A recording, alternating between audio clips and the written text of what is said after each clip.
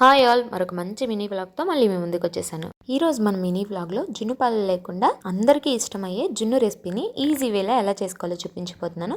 జున్ను పాలు అవసరం లేదండి, ఈజీగా ఎలా చేసుకోవాలో చూపించేస్తా చూడండి. ముందుగా ఒక మిక్సింగ్ బౌల్ తీసుకొని అందులోకి ఒక 1/2 లీటర్ పాలు వేసుకోవాలి.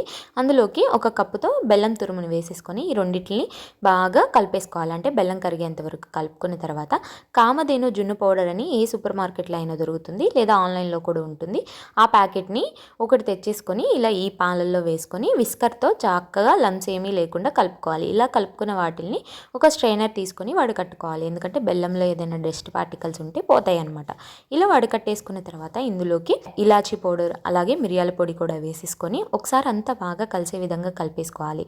ఇప్పుడు ఈ గిన్నెని పక్కన పెట్టుకోవాలి. మనం ఆవిరికి మీద ఉడికించుకోవాలన్నమాట. సో ఆవిరి కోసం స్టవ్ మీద ఇడ్లీ పాత్ర పెట్టేసుకొని అందులోకి నీళ్ళు వేసుకొని ఒక స్టాండ్ పెట్టుకోవాలి.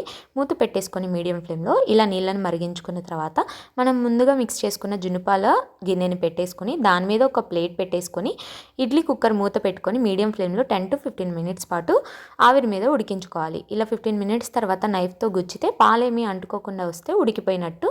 మీకు ఏదైనా పాలు అంటుకుంటుంటే ఇంకొక 5 మినిట్స్ ఉడికించుకోండి, సరిపోతుంది. ఇలా పక్కకు దించుకొని చల్లారి పెట్టుకున్న తర్వాత ఫ్రిడ్జ్లో ఒక 1 hour to 2 hours పెట్టేసుకున్న తర్వాత ఇలా స్పాచులాతో కానీ నైఫ్తో కానీ కొంచెం ఎడ్జెస్ట్ని లూజ్ చేసుకొని ఇలా ఒక ప్లేట్ బోర్లించుకొని ఉల్టా తిప్పేస్తే జున్ను అనేది డిమోల్డ్ అయిపోతుంది. అంతేనండి, చాలా ఈజీగా సింపుల్గా జున్నుపాలు లేకుండా ఈజీగా చేసుకోవచ్చు. స్వచ్ఛమైన జున్నుపాలతో చేస్తే ఏది టేస్ట్ అయితే వస్తుందో అదే టేస్ట్ అదే టెక్స్చర్తో ఉంటుంది, చాలా బాగుంటుంది.